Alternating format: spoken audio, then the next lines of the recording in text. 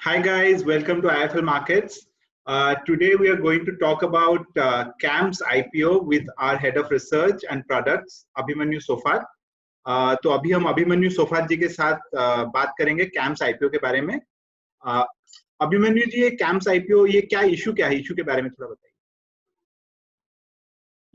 Thanks lot Saurabh. CAMS IPO जो है ये मुझे लगता है कि ये काफी ही इंटरेस्टिंग IPO है. इस रीजन से है क्योंकि ये जो IPO है, जो कंपनी है, ये करोड़ों निवेशकों के साथ डील करती है. ये कंपनी बहुत यूनिक कंपनी है in terms of its proposition. तो ये सब बातें करने से पहले सबसे पहले मैं आपको ये बता दूं कि ये इशू की डिटेल्स क्या है. तो ये जो इशू है इसका जो प्राइस है वो 1229 से लेकर 1230 रुपीज, मतलब 1230 रुपए तक पर शेयर के ऊपर ये इशू है. इसमें जो एम्प्लॉइज हैं उनको 112 रुपए का डिस्काउंट मिला हुआ है. और इस इशू में जो ओपन है, इशू होगा मंडे को, यानी कि 21 सितंबर को. इशू का लास्ट डे जो है वो 23 है.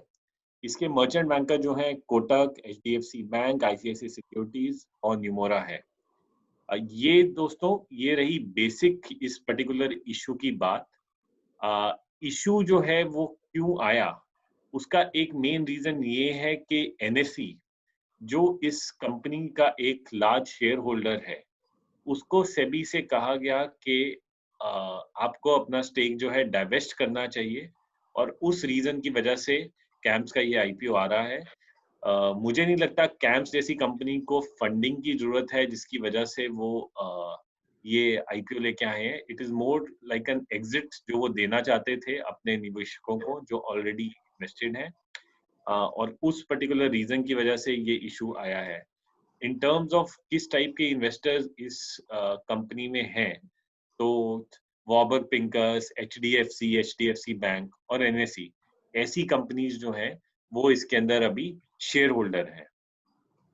ओके, ये बहुत अच्छा इंफॉर्मेशन है. बट ये CAMS कंपनी करती क्या है ये बिजनेस क्या है इनका? तो सौरभ, आई एम श्योर आप जैसे म्यूचुअल फंड में पैसा डालते हैं, तो म्यूचुअल फंड में जो सारा एंड टू एंड ट्रांजैक्शन होता है, जैसे कि मैं IFL की साइट पे गया, या मैं CAMS की साइट पे गया, या मैं सीधा ही म्यूचुअल फंड की साइट पे गया, या मैं म्यूचुअल फंड की कंपनी के ऑफिस में गया, या मैं RTA की साइट पे गया, कहीं भी जो ट्रांजैक्शन होती है वो सारी ट्रांजैक्शन जो है वो CAMS हैंडल करता है. इस क्षेत्र में दो कंपनी है, एक किफ्स करके जो पहले कार्वी जिसका नाम होता था, वो एक कंपनी है, और दूसरी CAMS है. दो ही कंपनी है इस पूरे रजिस्ट्रार और ट्रांसफर एजेंट जिसको RTA बोलते हैं उसके अंदर. तो बेसिकली ये एक टेक्नोलॉजी ड्रिवन फाइनेंशियल इंफ्रास्ट्रक्चर और सर्विस प्रोवाइडर है जो mutual fund as well as बाकी जो फाइनेंशियल इंस्टीट्यूशंस हैं उनको ये केटर करते हैं. गौर की बात ये है कि अगर कोई कस्टमर पैसा, देख लीजिए, अगर म्यूचुअल फंड में डालेगा तो उसका पैसा जो है कैसे उससे NAV कैलकुलेट होती है, कैसे हमारी रिटर्न कैलकुलेट होती है, वो सारी एक्टिविटीज जो है वो CAMS करता है. तो म्यूचुअल फंड जो है वो ब्रांडिंग करता है, रिसर्च करता है, ट्रेनिंग करता है. उसके अलावा जो बाकी सारी एक्टिविटीज, ऑपरेशनल एक्टिविटीज हैं, वो सारी एक्टिविटीज एक RTA एजेंट से कराता है. और CAMS का मार्केट शेयर जो है वो 70% है. जो इंडिया के टॉप 5 म्यूचुअल फंड है उसमें से 4 जो हैं वो CAMS के साथ जुड़े हुए हैं. जो टॉप 15 म्यूचुअल फंड है उसमें से 9 म्यूचुअल फंड CAMS के साथ जुड़े हुए हैं. और ऑन एन एवरेज उनका जो रिलेशनशिप है ये बड़े कस्टमर्स के साथ वो पिछले 19 साल से है, 2001 से. सो जो भी कंपनीज हैं म्यूचुअल फंड की, वो अपना सारा जो बैकएंड का काम है वो सब कुछ जो है CAMS जैसी कंपनी को दे देती है. और CAMS जो है उसका खुद के भी ऑफिसेज हैं, 271 ऑफिसेज जो 25 स्टेट्स में हैं, और उनको जो है यूज करते हैं एडिशनल सपोर्ट करने के लिए. इन टर्म्स ऑफ कितना बड़ा कंपनी है, just to give you an idea, CAMS जो है they service an AUM of 19 lakh crore, transaction handle करते हैं लगभग 32.8 करोड़ के करीब, लाइव इन्वेस्टर फोलियोज हैं मोटा मोटा 4 करोड़ के करीब, और अगर आप देखिए तो कंपनी का प्रॉफिट जो है वो मेरे ख्याल से लास्ट क्वार्टर में आया था लगभग 40 करोड़ के करीब, रिटर्न ऑन इक्विटी कंपनी की 32% के करीब है, जो बहुत ही अच्छी है, और कंपनी के साथ लगभग 2 करोड़ कस्टमर सिप भी करते हैं इस कंपनी के साथ। सो कही जाए तो कैम्स जो है वो म्यूचुअल फंड इंडस्ट्री का एक बैकबोन है। जैसे जैसे म्यूचुअल फंड इंडस्ट्री बढ़ेगी वैसे कैम्स भी बढ़ेगा। तो आपने तो काफी इसके यूनिक फीचर्स बता दिए, बट तो ये अपने तरीके का एक पहला कंपनी होगा लिस्टेड होने में, राइट? बिल्कुल, ऐसी कंपनी अगर थोड़ा सा कंपैरिजन की बात करें तो CDSL सेंट्रल डिपॉजिटरी जो है, हाँ. वो हो सकती है, सेंट्रल डिपॉजिटरी सर्विस लिमिटेड। वो कंपनी जो है अभी 40.5 के पी पे है, और ये जो कैम्स का इशू आ रहा है इसका जो अगर हम बात करें तो इसका जो पी है वो लगभग अगर देखा जाए तो अराउंड 37 के करीब है। तो मोटा मोटा थोड़ा सा सस्ता है ये जो issue relative to CDSL। In fact 2-3 चीजें और इसके अंदर महत्वपूर्ण जानने वाली ये है कि काफी और सेगमेंट्स हैं, जैसे कि AIF सेगमेंट, उसके अंदर अभी बहुत ज्यादा ट्रैक्शन आ रहा है, तो कैम्स उसके अंदर भी अव्वल नंबर का काम कर रहा है। सो ब्रॉडली स्पीकिंग जो टेक्नोलॉजी का उसने इकोसिस्टम बनाया है वो बहुत ही मुश्किल है किसी के लिए बढ़ाना, और जैसे म्यूचुअल फंड इंडस्ट्री की ग्रो होती रहेगी वैसे कैम्स भी अच्छा करता रहेगा।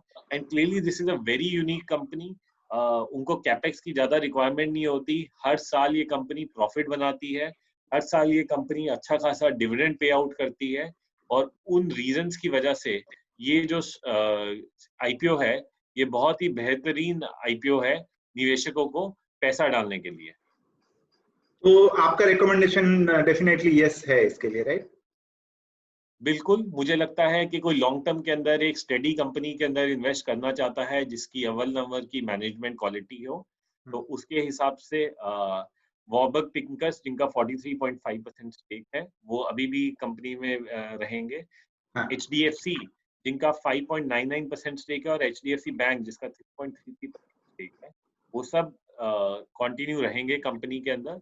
तो मुझे लगता है कि जिस तरीके की उनकी अच्छी मैनेजमेंट की पेडिग्री है और जिस तरीके के निवेशक इसके अंदर हैं, तो ये कंपनी आगे जाके अगर mutual fund industry has to grow, because India में पेनिट्रेशन लेवल बहुत कम है म्यूचुअल फंड इंडस्ट्री, जैसे वो म्यूचुअल फंड इंडस्ट्री का पेनिट्रेशन बढ़ेगा उस तरीके से कैम्स की ग्रोथ भी आगे जाके बहुत ही बेहतरीन होने वाली है।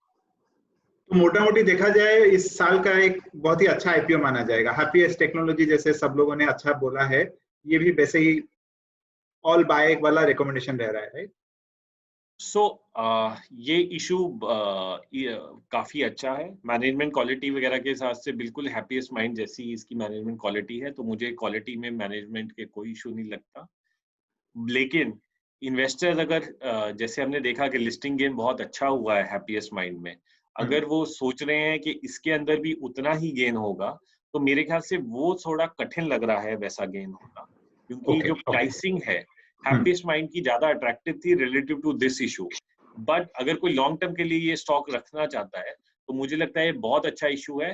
अलॉटमेंट खास नहीं हो पाया था हैप्पीएस्ट माइंड में, क्योंकि निवेशकों के लिए बहुत ही छोटा इशू था, वेयरएज ये पर्टिकुलर इशू के अंदर काफी ज्यादा अपॉर्चुनिटी है निवेशकों को पैसा डालने के लिए, क्योंकि रिटेल का परसेंटेज इसके अंदर 35% है, तो काफी ज्यादा एबिलिटी है निवेशकों को कि अच्छा स्टॉक ले सकें, तो लॉन्ग टर्म के लिए उनके लिए फायदेमंद होगा।